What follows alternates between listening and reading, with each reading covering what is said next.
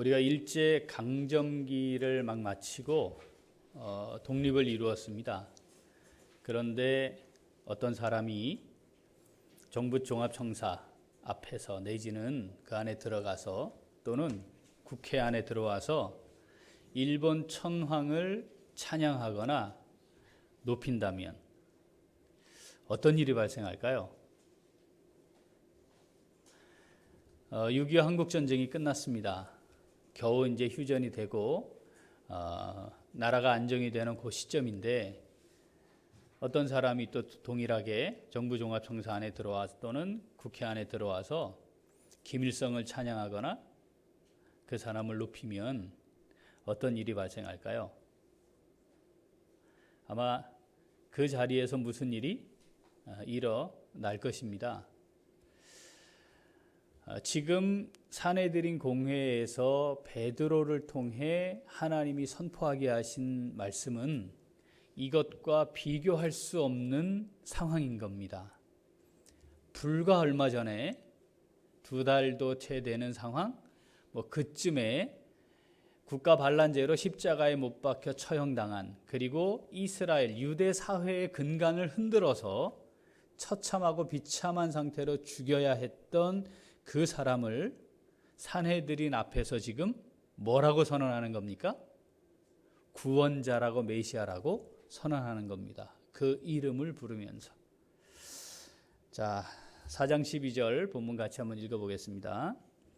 다른 이로서는 구원을 받을 수 없나니 천하 사람 중에 구원을 받을 만한 다른 이름을 우리에게 주신 일이 없음이라 하였더라. 아멘. 자, 이러한 상황은 굉장히 어리석고 무모한 겁니다. 사실 이건 큰 반향을 일으키지도 못하고 그 자리에서 베드로가 제거되거나 함께했던 사도들과 무리들이 제거되는 것으로 그냥 끝날 수 있는 일이죠. 왜 이 사람들이 이런 어리석고 무모한 짓을 이렇게 할 수 있을까? 사람들이 질문을 갖게 만드는 그런 상황입니다. 그런데 지금 이렇게 이 일을 사도들이 하고 있는 것은 예수님께서 승천하실 때에 예루살렘, 유대, 사마리아 땅끝까지 내 증인이 되게 할 것이다 라고 예언하셨던 그 말씀을 지금 정확하게 성취하고 계시는 것을 보여주는 것입니다. 누구의 권세, 누구의 이름으로 무슨 권세로 너희가 이 일을 하였느냐라고 하는 질문에 대해 이 사람을 낫게 한 선한 일을 행한 이가 누구인지로 질문을 바꾸어 답변하게 하면서 이제 마지막으로 정리를 하는 거죠. 예수만이 참된 구원의 길이다. 예수가 이미 구약에 예언했던 하나님이 보내신 참된 메시아다라고 하는 것. 자, 누구의 이름이라고 했기 때문에 예수의 이름이라고 답을 하고 있습니다. 예수님이 구원의 유일한 길이요, 예수 그 이름으로만 우리는 죄의 문제를 해결받고 구원에 이르게 되는 줄 믿습니다. 우리가 그걸 믿기 때문에 지금 이 자리에서 함께 예배하는 것이죠. 그런데 이 위대한 하나님의 선언에 대해 끊임없는 도전이 있습니다. 지속적으로 도전이 앞으로도 있을 것입니다. 이 도전은 크게 두 가지 양상인데, 예수가 구원자다, 예수의 이름으로 구원받는다, 예수 외에는 구원의 길이 없다, 이것에 대한 도전은 크게 두 가지. 하나는 교회 밖에서의 도전이고 또 하나는 교회 안에서 나타나는 도전입니다. 자, 교회 밖에서의 도전, 우리 자주 접하게 됩니다. 교회는 배타적이다 라는 것으로 시작합니다. 어떻게 지네만 맞고 다른 건 다 틀리다고 말할 수 있냐? 아니, 다른 종교들도 존중해 줘야지. 어떻게 지네 것만 참이고 나머지는 다 틀렸다고 말할 수 있냐? 아주 배타적이다. 실제로 예수가 그렇게 가르쳤을까? 뭐 이런 이야기들을 세상이 합니다. 새 생명 가운데 행하는 삶, 그 새가족 교제에 제가 표지에도 그것을 따서 기록을 해 놓았는데 이런 겁니다. 백신들 우리 다 맞았죠? 여러분 백신 맞고 몸에 통증이 있을 때 뭘 먹으라고 했죠? 처음에 약을? 타이레놀. 근데 타이레놀이 충분히 공급이 안 돼서 품귀 현상이 있었습니다. 그래가지고 타이레놀과 같은 성분을 가진 약이 이러이러한 게 있으니까 그걸 먹어도 문제가 없습니다. 이렇게 공지까지 했고 저희 교회도 그 약을 준비해 놓기도 했었죠. 자, 타이레놀은 통증을 진정시키는 약입니다. 그래서 이걸 크게는 진통제 이렇게 부르죠. 자, 주사를 맞아서 두통도 생길 수 있고 근육통이 올 수도 있기 때문에 그런 통증이 생기면 진통제를 먹어야 하는 겁니다. 그런데 어떤 사람이 와서 이렇게 얘기를 하는 거죠. 아, 무슨 소리 하냐고. 그냥 약 먹으면 되지. 아니, 그러니까 약을 먹으면 되는 겁니다. 약을. 여기 소화제가 있는데 이거 먹어도 되는 거라고. 아, 이것도 약이라니까요. 그래서 소화제를 먹을 수는 없는 거지요. 같은 약이니까 아무거나 먹어도 된다. 이 말이 우리는 맞지 않다는 걸 너무나 잘 알고 있습니다. 구원이라고 하는 것은 죄의 문제가 해결되지 않으면 설명해낼 길이 없는 겁니다. 사람에게 죽는 것이 정해져 있고 죽음 이후에 심판과 멸망에 이를 것이기 때문에 그 심판과 멸망으로부터 자유함을 얻지 못하면 그걸 구원받았다라고 말할 수 없는 거죠. 그러니까 구원의 문제를 이야기할 때는 죄의 문제가 해결되느냐, 죄와 그로 말미암는 심판과 멸망으로부터 심각한 그 상황으로부터 내가 건진받을 수 있느냐, 이게 전제가 되어야 하는 것이죠. 그래서 우리는 이 땅에 3억 개의 종교가 있다 할지라도 죄의 문제를 해결하신 분 예수님밖에 없기 때문에 예수 외에는 길이 없습니다 라고 말하는 거죠. 자, 교회 밖의 도전은 이것을 시작으로 아주 다양하게 일어나고 있습니다. 그런데 교회 안에 도전이 있습니다. 네? 이게 무슨 말이죠? 아니, 교회 안에 예수님에 대한 도전이 있다? 자, 성경대로 믿지 않는 겁니다. 성경이 말하고 있는 구원을 인정하지 않는 겁니다. 성경이 기록하고 있는 구원자 예수 그리스도를 믿지 않는 겁니다. 이 말은 무슨 말일까요? 이 하나님의 말씀인 성경이 하나님의 말씀이라고 인정하지 않는 겁니다. 그런데 그런 사람들이 교회 안에 있다고요? 있습니다. 굉장히 많은 부분을 차지합니다. 비율적으로.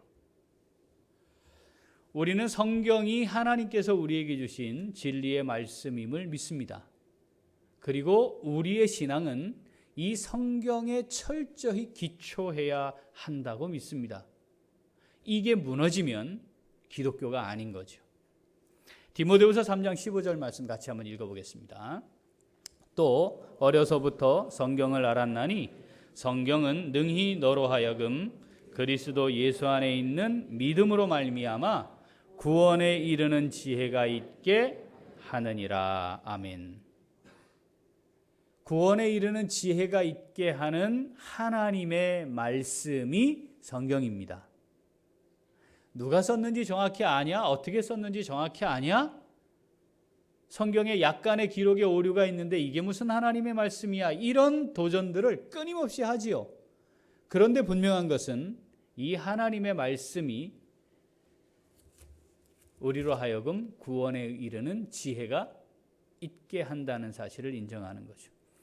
이 하나님의 말씀을 통해 신앙생활을 어떻게 하게 되는지, 할 수 있는지 비로소 알게 되고 하나님의 말씀에 기초해야 바른 신앙생활을 할 수 있다고 우리는 믿습니다. 자, 그래서 디모데후서 3장 16절 17절 같이 한번 읽어보죠.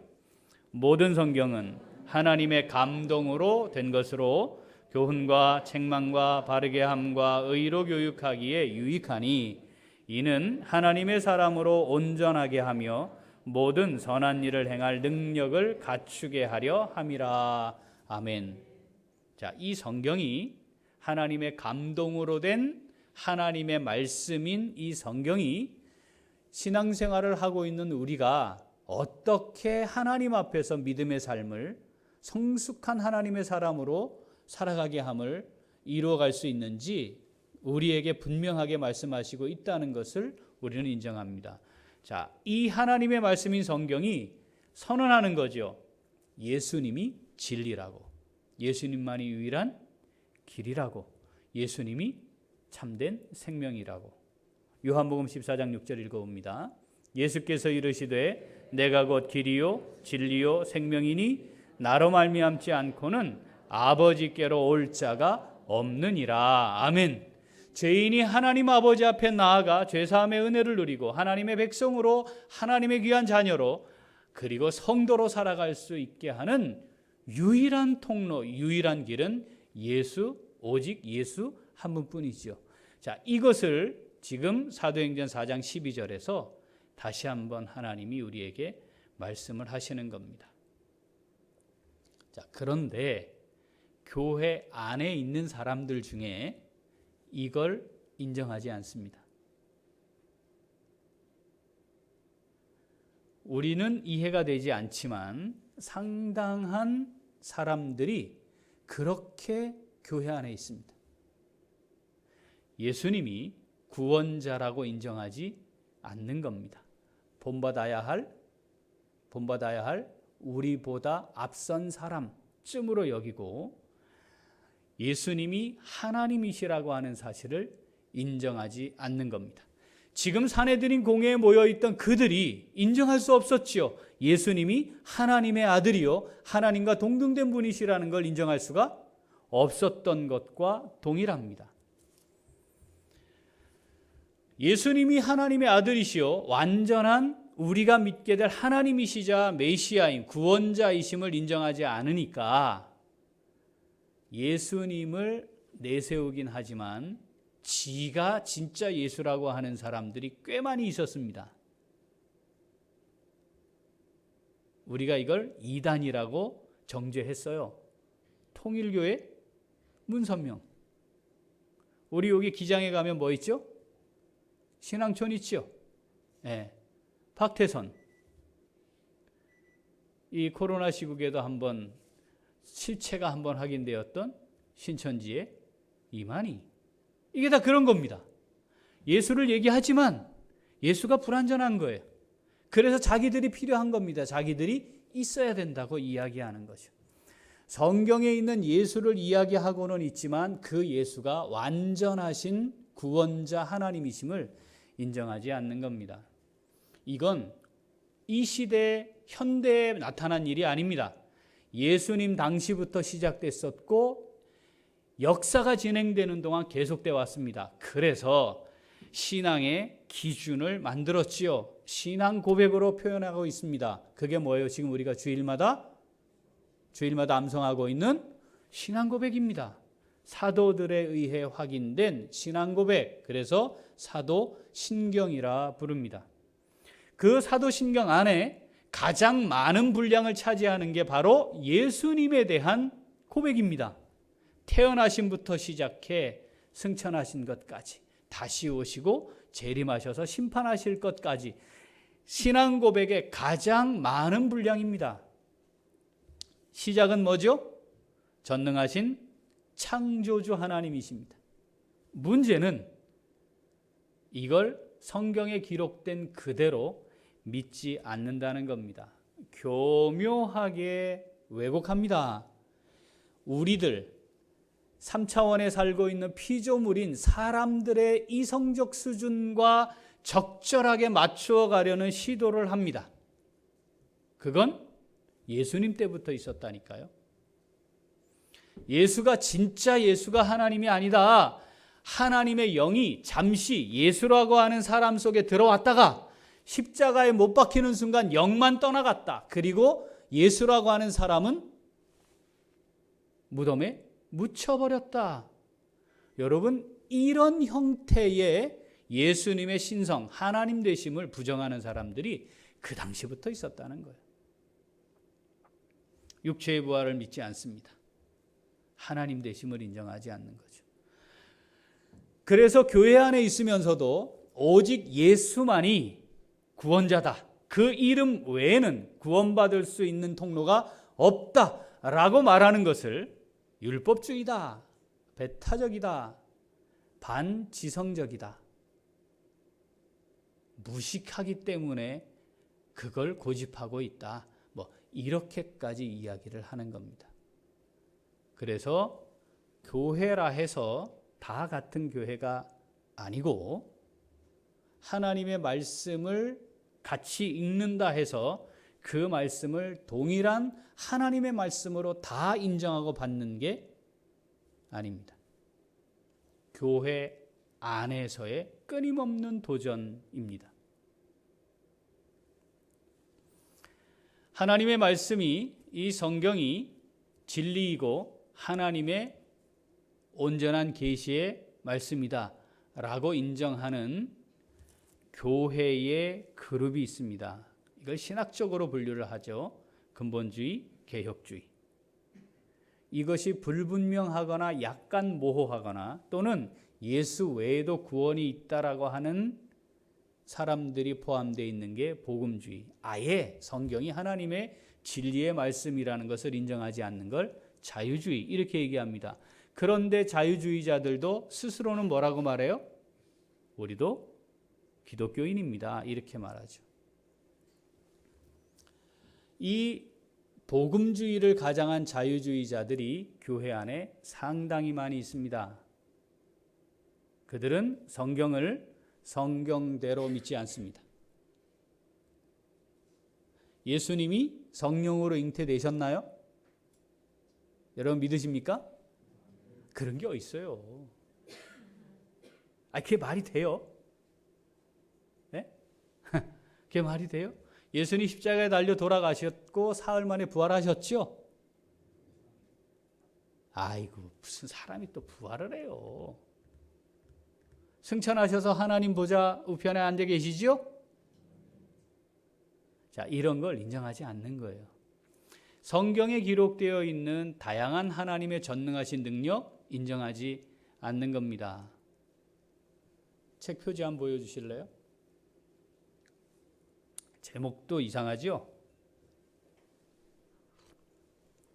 저 책을 쓴 사람이 스스로는 자기는 아주 훌륭한 믿음의 사람이다라고 말합니다. 그런데 저 사람이 쓴 책의 제목은 예수는 없다입니다. 이 책의 한 부분을 제가 읽어드릴게요. 올바른 기독교인이라면 다른 무엇보다 이 문자주의를 타파해야 한다고 주장합니다. 이 사람. 문자주의란 뭐냐면 이 성경이 하나님의 말씀, 문자대로 하나님의 말씀이다라는 것을 주장하면 안 된다. 그게 문자주의, 하나님 말씀이라고 주장하는 것, 그거 하면 안 된다. 여호수아가 해를 보고 태양아 너는 기브온 위에 머무르라 라고 하자 해가 정말로 잠시 그 운행을 중단했다고 하는데 여러분 이거 믿으십니까? 이것을 역사적 과학적 사실로 받아들이는 것이 성경을 믿는다는 것인가? 아니라는 거예요. 아니라는 거예요. 이런 류의 성경 안에 있는 다양한 전능하신 하나님의 역사, 우리가 소위 이야기하는 기적적인 사건들, 이거 다 우리가 가지고 있는 지성적 수준에서 과학적 차원에서 대입해보고 비춰보고 거기에 맞지 않으면 아니라고 얘기해야 된다는 거예요. 그게 참된 믿음이 아니라고 말하는 거죠. 하나 더 읽어볼게요. 예수님에 대한 믿음보다는 예수님의 믿음을 더욱 중요하게 생각하고 예수님이 가지고 계셨던 믿음, 예수님이 지니고 계셨던 마음을 알고 우리도 그런 믿음, 그런 마음을 갖는 것이 더 중요하다고 본다. 예수님을 신앙의 대상으로 삼고 숭배하기 전에 그의 신앙이 어떠했는가를 살피는 것이 더욱 중요하다는 뜻이다. 아, 참 신앙의 깊이가 이런 거구나. 이렇게 깨달은데요. 또 이걸 읽고 내용은 이겁니다. 예수를 믿는 게 아니고 예수가 어떻게 믿음을 가지고 살았는지를 보고 따라가야 한다. 이렇게 얘기를 하는 거죠. 예수를 믿으면 구원받는 게 아니고, 다시 말하면 예수님이 하나님이심을 인정하지 않는 거예요. 자, 이런 이야기도 있습니다. 또 마태복음과 누가복음에 나타난 예수님의 탄생 이야기가 역사적으로 정확하다고 믿는 신학자나 역사가도 거의 없다. 우리 지금 거의 없는 사람들, 거의 없고 조금 있는 사람들인 거죠, 우리가. 이것을 소위 기독교라고 이야기해요. 제가 여러 차례 말씀드렸지만 종교개혁의 중심이었던 독일에 부활을 믿는 목사가 많지 않습니다. 예수님의 부활을 믿지 않아요. 그런데 간판은 교회예요. 그럴 수 없다는 거지요. 성경에 기록되어 있는 다양한 전능하신 하나님의 역사를 인정하지 않습니다. 그걸 그대로 믿는단 말이야. 이 문자를 그대로 읽는단 말이야. 무슨 소리 하고 있어? 그게 아니야. 라고 시작하는 거죠. 자, 하나님의 말씀인 이 성경이 우리의 구원, 우리의 신앙의 기초인 줄 믿습니다. 자, 이 성경 말씀에 근거해 우리가 신앙생활을 해야 합니다. 이 성경이 하나님이 주신 이 말씀이 우리에게 선언하는 겁니다. 예수만이 구원받을 이름이다. 내가 너희에게 준 유일한 구원의 길은 예수밖에 없다. 예수를 믿어야 한다. 천하 인간의, 천하 사람 중에 구원받을 만한 다른 이름을 하나님이 주신 일이 없는 줄 믿습니다. 자, 이것이 우리가 붙들어야 할 참된 신앙입니다. 자, 오늘 산헤드린 공회에서 하나님이 이걸 선언하고 있는 겁니다. 사실 이 선언은 산헤드린 공회에 있는 사람들만을 향한 것이 아니라 오늘 지금을 살고 있는 우리에게도 동일하게 주시는 말씀이고, 지금 우리가 이렇게 함께 모여 예배하고 있는 교회의 기본이요, 기초요, 이것이 머릿돌로 삼아야 하는, 모퉁이의 머릿돌로 삼아야 하는 핵심이라는 사실을 하나님은 오늘 우리에게 또 말씀하십니다. 예수만이 우리의 유일한 구원자이십니다.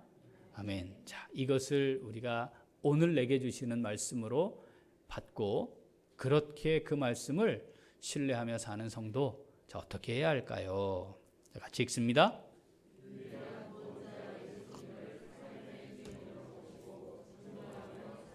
한 번 더. 유일한 구원자 예수님을 삶의 주인으로 모시고 증거하며 살아갑니다. 구원의 유일한 길, 그건 죄 문제가 해결되는 것밖에 없습니다. 죄 문제가 해결되지 않으면 구원이라는 말을 가지고 올 수가 없습니다. 사람에게 죽는 것이 정해져 있고 그 죽는 순간 죄가 있느냐 없느냐에 따라 심판에 이르느냐 구원에 이르느냐 영생에 이르느냐가 정해지는 거니까요. 그러니까 속죄의 은혜가 아니고서는 구원에 이를 길이 없는 겁니다. 예수님이 나의 죄를 속죄하셨다. 대신 내 죄값을 치르심으로 내 죄가 사함받았다. 해결되었다. 자, 이것을 믿는 사람은 두 가지 분명한 삶의 변화를 가져오게 되어 있습니다. 첫 번째는 예수님이 삶의 주인이 되는 겁니다. 내 삶의 주인이 누구인가? 예수님이 주인입니다. 이걸 고백하는 거죠. 그래서 예수님을 주님, 주님이라고 부르는 겁니다. 그 예수님을 주님으로 고백하는 순간 구원이 이르렀음을 본인이 선언할 수 있고 같이 있는 성도들이 선언할 수 있고 교회가 선언할 수 있습니다. 그래서 예수를 주로 시인하는 자에게 우리는 거룩한 하나님의 의식으로 세례를 베푸는 것 아니겠습니까? 로마서 10장 9절 10절 같이 읽습니다. 내가 만일 내 입으로 예수를 주로 시인하며 또 하나님께서 그를 죽은 자 가운데서 살리신 것을 내 마음에 믿으면 구원을 받으리라. 사람이 마음으로 믿어 의에 이르고 입으로 시인하여 구원에 이르느니라. 아멘. 예수의 이름으로 구원받는 줄 믿습니다. 예수를 믿으면 구원받는 줄 믿습니다. 마음으로 믿고 입으로 시인하면 하나님의 구원의 은혜가 임한 줄로 믿습니다. 이걸 놓치면 안 되는 겁니다. 그런데 이렇게 우리가 아멘 하고 믿을 수 있는 근거는 하나님의 말씀이 그렇게 기록하고 있기 때문입니다. 그런데 하나님의 말씀인 성경이 어떤 부분은 하나님의 말씀이 아니라고 이야기하는 거죠. 이것이 교회 안에서 끊임없이 도전하는 사람들이 가지고 있는 기준입니다. 구원자이신 예수 그리스도 내 삶의 주인이십니다. 이 고백이 우리의 입술의 고백과 함께 우리의 삶의 고백이 될 수 있기를 소원합니다. 그래서 그 이름을 부르는 것만이 아니고 어떻게 해요? 다른 사람들에게도 전하고 알리는 거죠. 이거 백신 맞아가지고 이 머리가 너무 아픈데 어떻게 해야 될지 모르겠어요. 그럼 여러분 뭐라고 전하겠습니까? 그 사람이 뭐라고 말하실래요? 타이레놀 드세요 하면 되는 거 아니에요? 얘기해 줘야 될 거 아니에요? 그죠? 그런데 이 삶의 모든 문제, 그 모든 문제의 근간이 되는 죄의 문제를 가지고 신음하고 있는 사람들을 우리가 보고 있습니다. 어떻게 얘기해야 됩니까? 타이레놀, 백신 접종하고 타이레놀 드세요보다 후집니까 이 말이? 이게 그렇게 가치가 없습니까? 부끄럽습니까? 인생의 문제를 해결하지 못하고 심판과 멸망을 향해 달려가고 있는 그 사람에게 예수 믿으십시오. 이걸 말하지 않을 수 없는 거죠. 타이레놀 먹으라고도 말하는데. 오직 예수로만 구원받는다는 사실, 인생의 문제, 근본적인 죄의 문제를 해결할 수 있다는 사실을 알고 있는 사람들인 우리 전하는 것이 마땅합니다. 우리의 삶의 자리가 예수님을 잘 증거하고 나누고 알리는 귀한 자리가 될 수 있기를 소원합니다. 주님이십니다. 이 고백을 하는 사람들에게 근본적으로 나타나는 삶의 변화, 성경은 아주 많이 기록을 해놓았습니다. 자, 오늘 갈라디아서 2장 20절 한번 더 읽어봅니다. 내가 그리스도와 함께 십자가에 못 박혔나니 그런즉 이제는 내가 사는 것이 아니요 오직 내 안에 그리스도께서 사시는 것이라. 이제 내가 육체 가운데 사는 것은 나를 사랑하사 나를 위하여 자기 자신을 버리신 하나님의 아들을 믿는 믿음 안에서 사는 것이라. 아멘. 아들을 믿는 겁니다. 아들의 믿음을 따라가는 게 아닙니다. 아들을 믿는 겁니다. 예수 그리스도와 내가 함께 사는 겁니다. 주님과 함께 십자가에 못 박혀 죽었음을 고백하는 겁니다. 주님과 함께 부활에 연합하였음을 고백하는 겁니다. 비록 내가 지금 이제 이 육체를 가지고 이 땅에 발을 딛고 살고 있지만 내가 이 땅을 살아가야 할 사람으로 사는 것이 아니고 하나님 앞에 돌아갈 길을 가고 있는 사람으로 사는 것이고 그 예수님과 함께 사는 걸 고백하는 겁니다. 천하 사람 중에 구원받을 만한 다른 이름을 주시니가 없다는 선언은 우리의 삶에서 이 고백으로 표현되어야 하는 거죠. 우리가 예수 그리스도와 함께 사는 겁니다. 빌립보서 1장 20절 같이 읽습니다. 나의 간절한 기대와 소망을 따라 아무 일에든지 부끄러워하지 아니하고 지금도 전과 같이 온전히 담대하여 살든지 죽든지 내 몸에서 그리스도가 존귀하게 되게 하려 하나니. 아멘. 이겁니다. 이 땅을 살아가는 동안 목적이 뭡니까? 내 삶에서 오직 그리스도가 존귀히 여김을 받기를 원합니다. 나의 말을 통해, 나의 생각을 통해, 나의 삶을 통해 그리스도가 존귀히 여김을 받게 되기를 간절히 원합니다. 이 고백이 천하 사람 중에 구원받을 만한 다른 이름을 주신 이가 없습니다. 아멘 하고 고백하는 예수 그리스도, 그분을 내 삶의 주인으로 시인하고 고백하는 성도들의 삶입니다.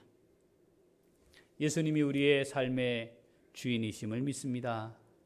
이 주님이 내 삶의 주인 되심을 하나님이 우리를 있게 하시는 삶의 자리에서 멋지게 선포할 수 있는 우리 모두가 될 수 있기를 소원합니다.